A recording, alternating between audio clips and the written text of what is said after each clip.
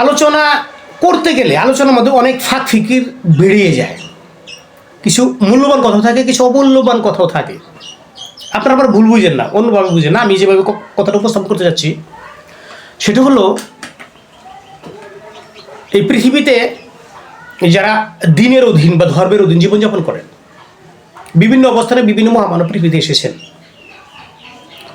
আমি যদি দিন ইসলামের কথা বলি, তো দিন ইসলামের ক্ষেত্রে যিনি প্রথম মানুষ নবী, তারপর ধারাবাহিকতা যত শেষ নবী পর্যন্ত বা রাসূল পর্যন্ত মানুষ মহামানব মানুষ হিসেবে এসেছেন, তাদের মাঝখানে কমপক্ষে 1000 বছর,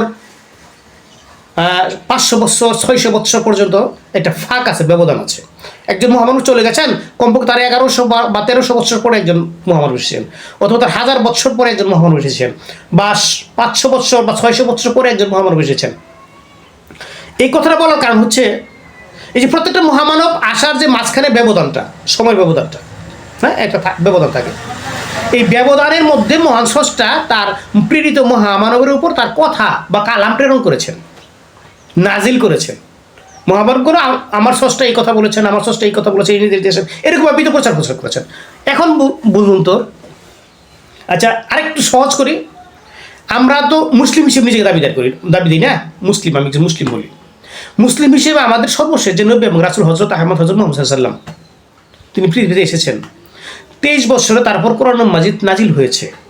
23 বছরে নাজিল হয়েছে, এটা কোরআন মাজিদ কালামে পাক নাজিল হয়েছেন। এখানে মতান্তর যাই থাকুক 6666 অথবা 6336, যে কয়টা আয়াত কোরআন মাজিদে সন্নিবেশিত আছে, এটা আল্লাহর কথা, আল্লাহ কালাম না, আল্লাহর কথা।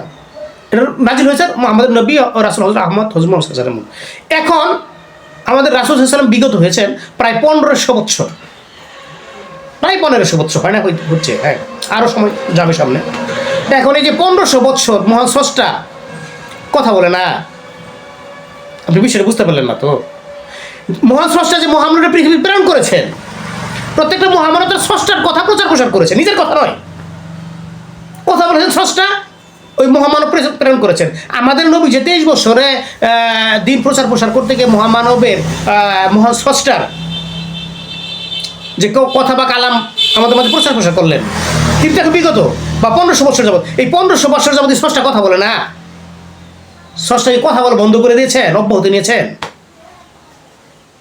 কথা বুঝেন না তো, এই বুঝেন, এই কারণেই আমাদের জ্ঞান বুদ্ধি অতটা নাই। আমাদেরকে যেভাবে মোল্লারা বুঝে আমরা সেই বুঝতে সন্তুষ্ট, কারণ আমাদের জ্ঞান বুদ্ধি নাই, চর্চার অতটা জ্ঞান বুদ্ধি ধারধারি না, অল্পতে বাঁচতে চাই।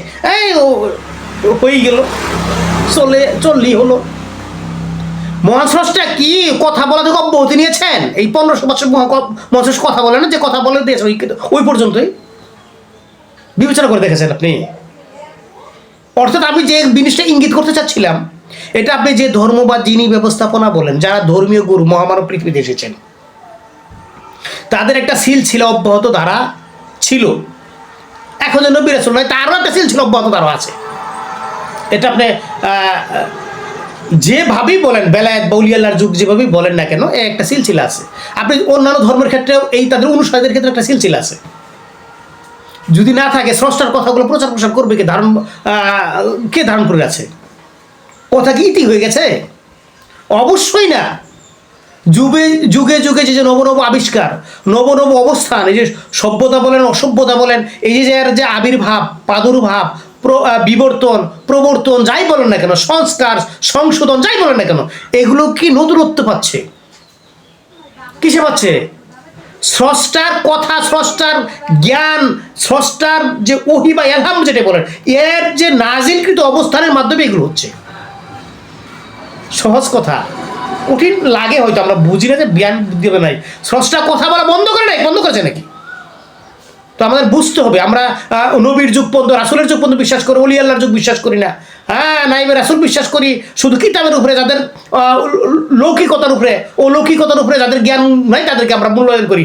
যাদের মূল্যায়ন না করলে চলে, এটা আমি বলছি না, করতে হয় করুন, কিন্তু বিবেচনা করে দেখেছেন আপনি?